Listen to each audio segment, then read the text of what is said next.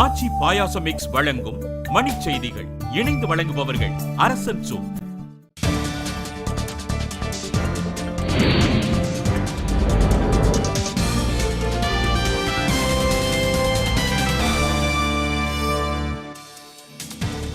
நீதிபதி வர்மாவுக்கு பிரதமர் மன்மோகன் சிங் கடிதம், பரிந்துரைகளை நிறைவேற்றி நடவடிக்கை எடுப்பதாக உறுதி.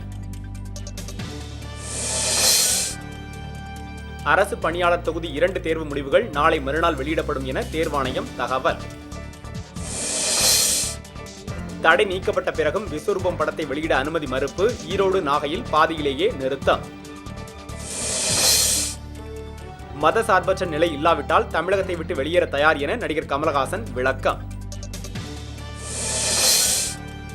சுஷ்மா சுவராஜை திடீரென சந்தித்தார் ராஜ்நாத் சிங். பாஜக பிரதமர் வேட்பாளர் சர்ச்சை குறித்து பேசியதாக தகவல். நாடக திருமணம் குறித்து தமிழகம் முழுவதும் விழிப்புணர்வு துண்டறிக்கை. நெல்லையில் மருத்துவர் ராமதாஸ் தகவல். காந்தியடிகளின் 66வது நினைவு நாள். சென்னையில் அவரது சிலைக்கு ரோசையா, ஜெயலலிதா மலர் தூவி அஞ்சலி.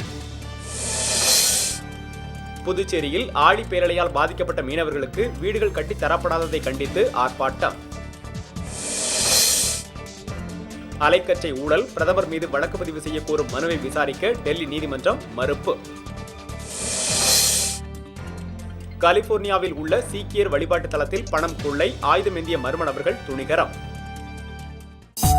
ஆச்சி பாயாசம் மிக்ஸ் வழங்கிய மணிச் செய்திகள். இணைந்து வழங்கியவர்கள் அரசன் சூ.